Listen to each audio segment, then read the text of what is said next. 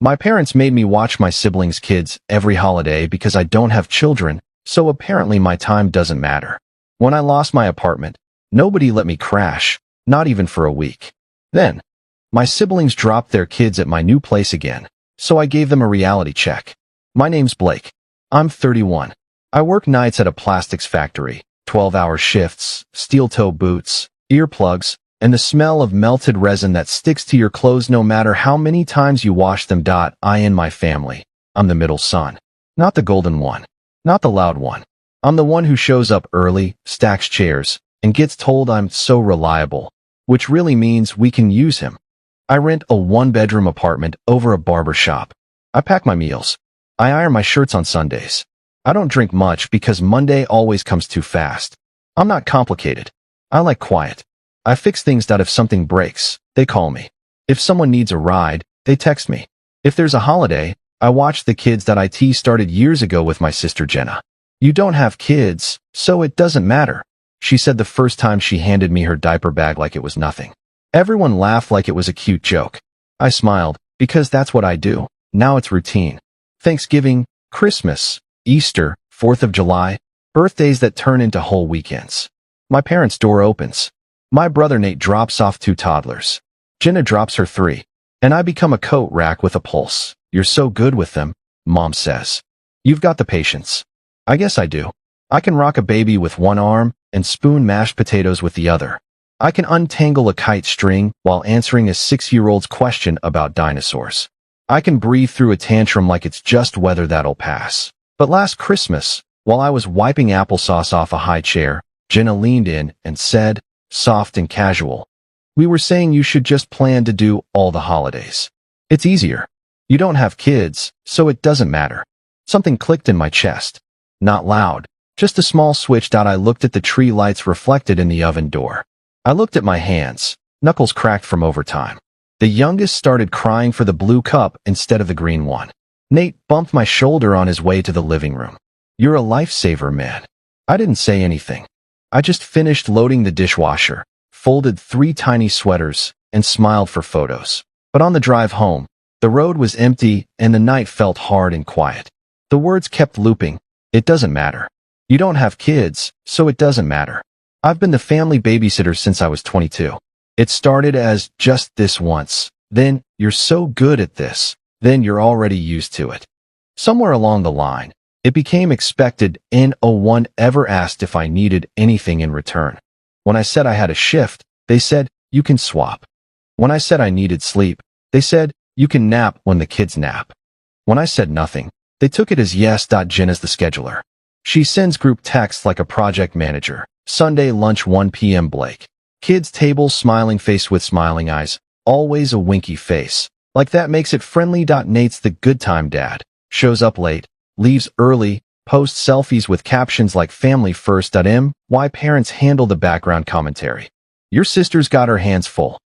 Your brother's business is stressful. You're so flexible, Blake. Bless you. 3 summers ago, I was saving for a better apartment. Rent was $1,050. My car needed a new timing belt, and my take-home barely covered it. I worked overtime, skipped vending machine lunches, and tried to make it work. Then Jenna called. "Weekend wedding, no kids. Please, we'll be back Sunday morning." I said yes automatically. They dropped the kids Friday evening with 2 duffel bags and a list. "Bedtime routines are on the fridge," she said. "Love you." By Saturday night, the baby had a fever, and the 3-year-old threw up on my couch. I sat on the bathroom floor at 2:30 a.m. with a washcloth and a calm voice I didn't know I had. They came back Sunday at noon. Tan lines, tousled hair, big smiles. "You're the best," Nate said, handing me a $25 Starbucks card. I told myself it was fine. Family helps family. Later, I added up my help, out of curiosity. 29 full days, 14 half days, 7 late nights in 1 year. Total, 326 hours.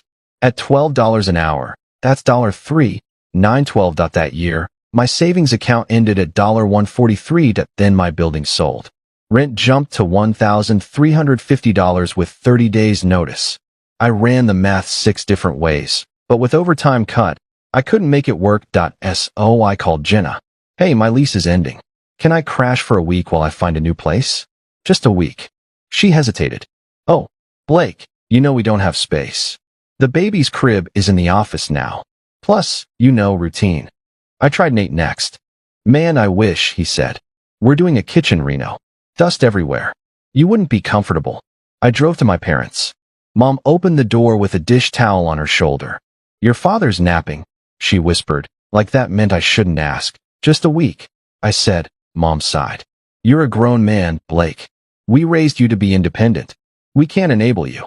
You'll figure it out. You always do. I slept in my car for 2 nights behind the factory. Then I found a cheap motel that smelled like cigarettes. I kept working. I kept quiet. On the 3rd day, my supervisor looked at me and said, clock out early before you drop. I found a studio through a guy at work, mold on the bathroom ceiling, but $900 with utilities included. I moved in with 4 boxes and a mattress on the floor. That night, Jenna texted, congrats on the new place, Red Heart. By the way, can we drop the kids Saturday? It's just brunch, 10 to 2. I stared at the screen. My eyes burned. I typed no, then erased it.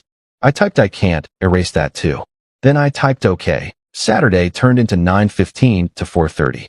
They forgot the diaper bag. They came back with iced coffees, and Nate said, you're a rock star. I wasn't. I was just tired. The pattern kept going that I'd say I had plans. They'd say it won't take long, that I'd say I needed sleep after night shift. They'd say we'll be quick. Once, I woke to a knock and found 2 kids and a note on a paper plate. Back by 5, THX. No signature, because why sign what you think you own?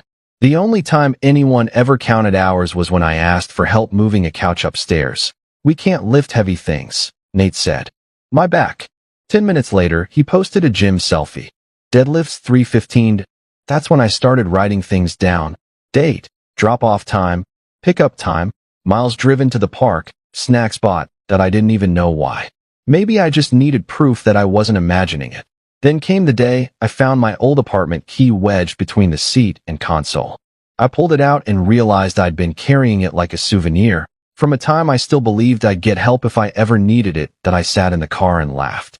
It wasn't a happy sound. 2 months later, the studio started to feel a little like home.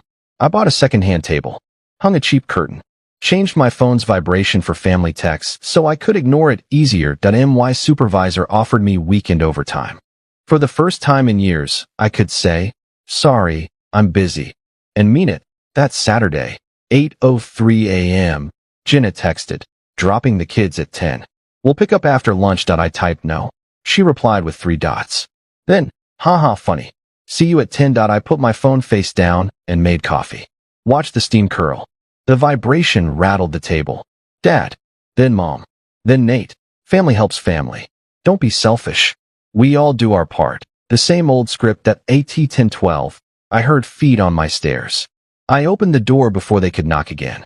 Jenna stood there with a stroller, diaper bag, and a smile that was already halfway past me into my apartment.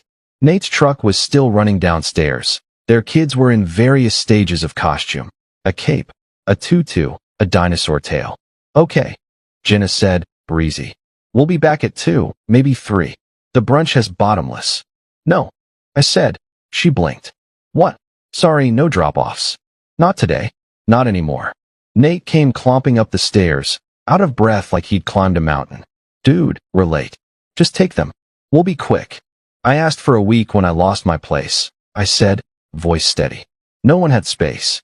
Not one night on a couch. Not a blow-up mattress. Nothing. Nate waved a hand. That was different. How? He didn't answer. Jenna tried to step inside. I didn't move. Blake, she said, using the tone. You love the kids. I do. But loving them doesn't mean raising them for free on my days off. Silence. The kids lined up behind her like a small parade. The baby kicked one sock off. I bent down, picked it up, and slipped it back on. Because habits don't die. Cleaned up. Mom's voice came from the stairwell. She'd come to, apparently. Blake, don't make a scene. I'm not, I said. I'm setting a boundary. Nate laughed, short and mean. A boundary? Where'd you learn that word? TikTok. I stepped back so they could see the table behind me. On it was a single sheet of paper and a pen. The page had columns. Date, start, end, hours, notes, total. At the bottom, a bold line with a number. Jenna squinted. What is this? An itemized record, I said. 2 years. 178 drop-offs. 412 hours. Snacks, diapers, gas. The total's at $12 an hour. Less than any sitter in town. I'm not asking you to pay it. I'm saying from now on, if you need childcare, you ask, and we agree on terms. Rates are $18 per hour for 1 kid, $25 for 2, $30 for 3 or more. Overtime after 8 hours. Late fees in 15-minute increments. Payment due on pickup. And if I say no, that's a complete sentence. Nate's mouth fell open. You're charging us? I'm valuing my time like you value yours. Mom finally made it to the landing. This is ungrateful. After everything we've done for you. When I asked to stay 1 week, I said, you told me you don't enable grown men. She pressed her lips together. Jenna's smile melted. We didn't know it was that serious. I called you at 9:14 p.m. and again at 9:42. You didn't answer. I texted that I had nowhere to go. You heart reacted at 7:02 a.m. the next day. That was serious. A car honked outside.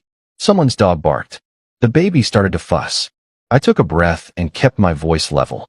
This isn't about payback, I said. It's about boundaries. Jenna clutched the diaper bag tighter. So what? You're done with us? No, I said. I'm done being free labor. You're the parents. Parent. Nate looked past me. At the mattress on the floor, the single chair, the second-hand table with one leg propped up by a folded grocery ad. I let him look. He'd never asked to see my life before. Only ever used it. Mom tried again. We're family. And I'm family too, I said. I matter. I stepped back from the door. You can come in and feed them breakfast while you figure out new plans. Or you can take them with you. Either way, they're not staying here today. Nate muttered something under his breath. Jenna's eyes were wet, angry wet. She tried one last card. The kids will be disappointed. I nodded. Kids are resilient. Adults can be too. For a long second, nobody moved. Then Nate picked up the dinosaur backpack and slung it over his shoulder. Fine, Nate said. We'll figure something out. Jenna hesitated, turned the stroller. Mom didn't say goodbye. Their footsteps faded, leaving just my own breathing. I closed the door quietly. My hand shook. I made coffee and sat. The apartment was too quiet. I let it be. 10 minutes later, the group chat lit up. Mom. Can't believe you embarrassed us. Nate. Way to make things harder. Jenna. You could have warned us. I put my phone on Do Not Disturb and slept 4 hours. Real sleep. When I woke, there were 32 messages and 1 voicemail from Dad that started with son and ended with call your mother. I didn't. The next week came with small consequences. Jenna posted a vague status about some people forgetting where they come from. Nate called twice, never spoke. Mom cornered me at the grocery store. You always were sensitive, she said. I laughed. It sounded normal. At work, I took weekend overtime. Saturday night, standing in the hiss and clatter of the line, I felt something simple and huge, a weekend that belonged to me. I went home aching and happy. Ate pasta at midnight. Slept in on Sunday. It was beautiful. By Tuesday, Jenna texted, we need to talk. Okay, I wrote. Thursday 6. Can't do nights. Saturday 11. Fine. She came with a notebook, no kids. Sat at my table. Looked around. We didn't know you were keeping track. I had to, I said. Otherwise I was just a feeling. Feelings are easy to argue with. Numbers aren't. She nodded. I want to say I'm sorry. But I'm also mad. You can be both. You were right about the apartment, she said. I should have said yes. I'm sorry. Thank you. She read the paper I'd made. Child care agreement, family, rates, boundaries. No guilt trips. No drop-offs without confirmation. This feels cold, she said. It's a contract. Contracts aren't warm, I said. They're clear. She called the late fees petty. That part's about me getting my life back, I said. How long have you felt used? I thought 9 years but said, a while. Tears gathered. Do you hate me? No, I said. I love you. That's why I'm stopping this. She signed. I signed. We shook hands like strangers. It felt right. Nate didn't come. He sent texts. Selfish. Crazy. You'll die alone. Then a cat meme. I ignored him. 2 weeks later, Jenna tested the new rules. 2 hours, Saturday. Paid. On time. Cash.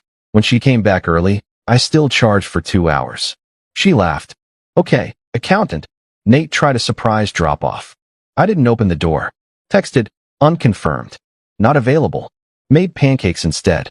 There was quiet after that. I bought a bed frame, fixed the fan, stopped the mold.